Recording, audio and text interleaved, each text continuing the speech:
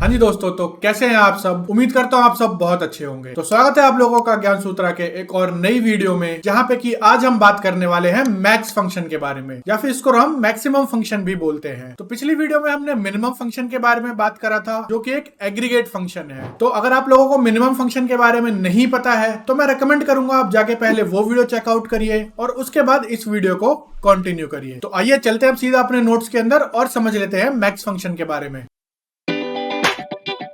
अब हम अपने नोट्स में आ चुके हैं और चलिए समझ लेते हैं मैक्स फंक्शन के बारे में। The max function in MySQL is used to find maximum value in a set of values. It can often be applied to numerical, date और string columns in SQL queries. तो जैसा कि हमने पिछली video में मिनिमम फंक्शन के बारे में भी बात करा था, तो वहां पे हमने देखा था कि मिनिमम फंक्शन हमें जो सबसे छोटा वैल्यू होता है एक सेट ऑफ वैल्यूज में से, वो आउटपुट दे देता है, और मैक्सिमम वैल्यू क्या करेगा, जो सबसे बड़ा वैल्यू होगा उसको वो आउटपुट हमें करके दे देगा। ये हम अलग अलग डेटा टाइप में अप्लाई कर सकते हैं, जैसे कि numerical data type, date data type, या फिर इवन स्ट्रिंग डेटा टाइप में भी हम मैक्स फंक्शन को कॉल कर सकते हैं। The function ignores null values by default. अगर हमारे कॉलम में नल वैल्यूज प्रेजेंट होंगे तो मैक्स फंक्शन जो है वो नल रिटर्न नहीं करेगा, वो उसको ऑटोमेटिकली इग्नोर कर देगा, या फिर नल वैल्यूज को वो अपने आप ही हैंडल कर लेगा। इसका सिंटेक्स बहुत ही आसान है। सेलेक्ट स्टेटमेंट के साथ हम मैक्स फंक्शन के अंदर या तो हम सेट ऑफ वैल्यूज दे सकते हैं या फिर एक कॉलम दे सकते हैं जिसका वो मैक्सिमम वैल्यू हमें आउटपुट दे देगा from table name. Key points to remember में क्या क्या है, the max function can be used with group by clause to find the maximum value of each group. तो मैक्सिमम फंक्शन भी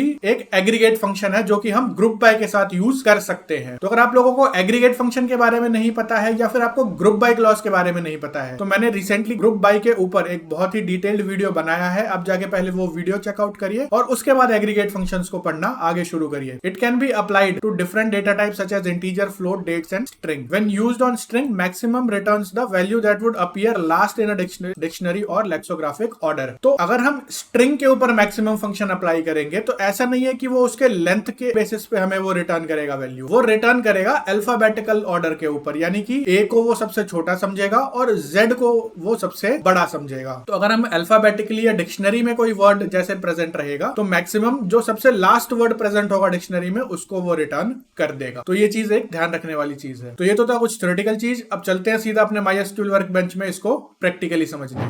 तो अब हम अपने MySQL वर्कबेंच में आ चुके हैं और चलिए इसको प्रैक्टिकली समझ लेते हैं। तो अगर हमें फाइंड आउट करना है कि हमारे टेबल में मैक्सिमम सैलरी किस एम्प्लॉय का है, तो उसको हम कैसे फाइंड आउट कर सकते हैं। उसको हम कुछ इस तरीके से फाइंड आउट करेंगे। Select first name comma maximum of salary from employ details table. और अब अगर मैं इसको रन करूंगा तो आप यहां पे देख सकते हैं कि डोनाल्ड की मैक्सिमम सैलरी है जो कि है 17,000। अगर इसी को हम ग्रुप बाय के साथ यूज करें और हम ये जानना चाहते हैं कि हर एक डिपार्टमेंट में इंडिविजुअली किसकी हाईएस्ट सैलरी है, तो उसको भी हम फाइंड आउट कर सकते हैं कुछ इस तरीके से। Select maximum of salary comma department ID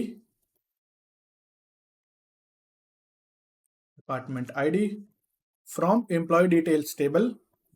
और अब हम ग्रुप बाय किसके ऊपर करेंगे, ग्रुप बाय हम करेंगे डिपार्टमेंट आईडी कॉलम पे। तो यहां पे मैं कर दूंगा ग्रुप बाय और यूज कर लूंगा मैं डिपार्टमेंट आईडी कॉलम। और अब अगर मैं इसको रन करूंगा तो आप देख सकते हैं कि डिपार्टमेंट आईडी 50 में जो मैक्सिमम सैलरी है वो है 8200, डिपार्टमेंट 10 में 4400, डिपार्टमेंट 20 में 13,000 और इस टाइप से।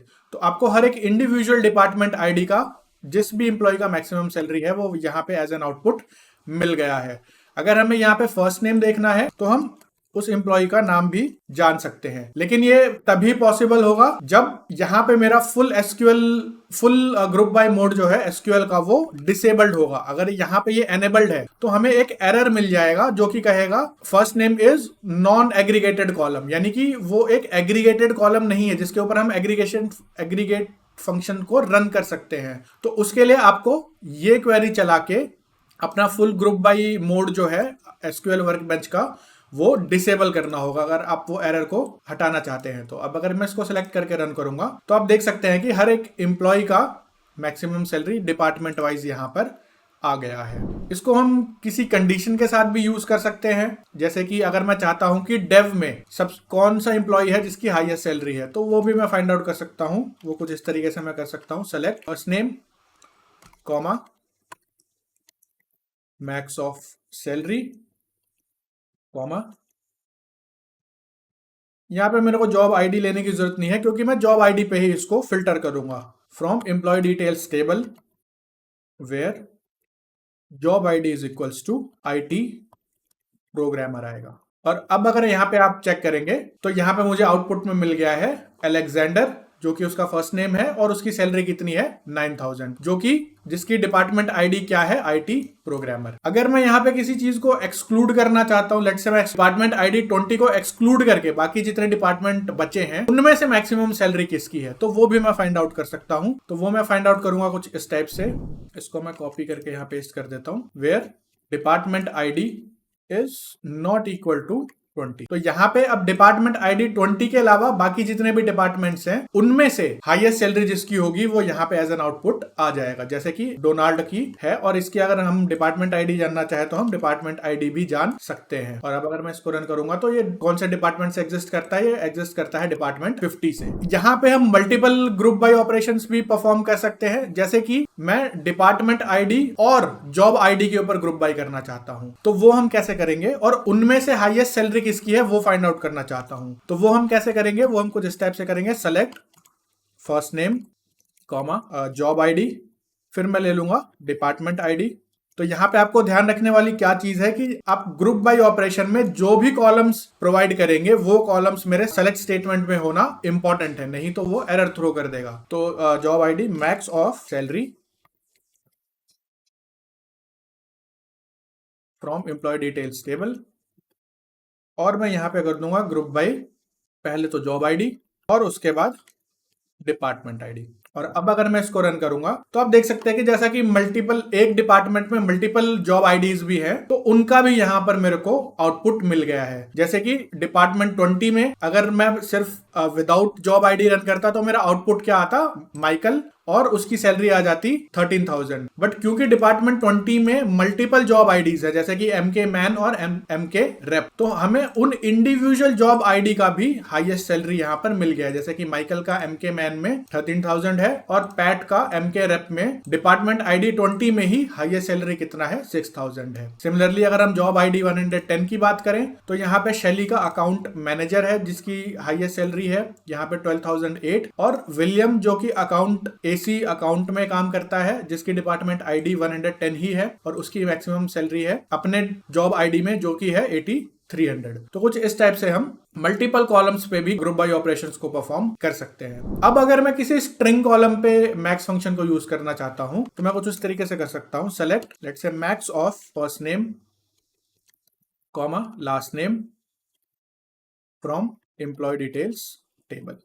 तो यहाँ पे जैसा कि मैंने आपको बताया था कि अगर मैंने फर्स्ट नेम जो कि एक स्ट्रिंग कॉलम है और उसके ऊपर मैंने अप्लाई किया तो अल्फाबेटिकली जो मेरा सबसे लास्ट वैल्यू होगा ये इसको एज एन आउटपुट हमें दे देगा। तो यहाँ पे अल्फाबेटिकली सबसे लास्ट में कौन सा एम्प्लॉय आता है, वो आता है विलियम। तो विलियम का इसने एज एन आउटपुट मुझे यहाँ पर दे दिया, क्योंकि हमें ये लेंथ वाइज नहीं देता है, हमें ये अल्फाबेटिकल ऑर्डर में मैक्सिमम फंक्शन जो है वो एज एन आउटपुट देगा। तो कुछ इस तरीके से हम मैक्स फंक्शन का यूज कर सकते हैं अलग अलग कंडीशंस को परफॉर्म करने के लिए अपने SQL क्वेरीज में। तो उम्मीद करता हूं आप लोगों को इस वीडियो से कुछ ना कुछ सीखने को मिला। तो मिलते हैं अगले वीडियो में, तब तक के लिए पढ़ते रहिए और एकदम मस्त रहिए।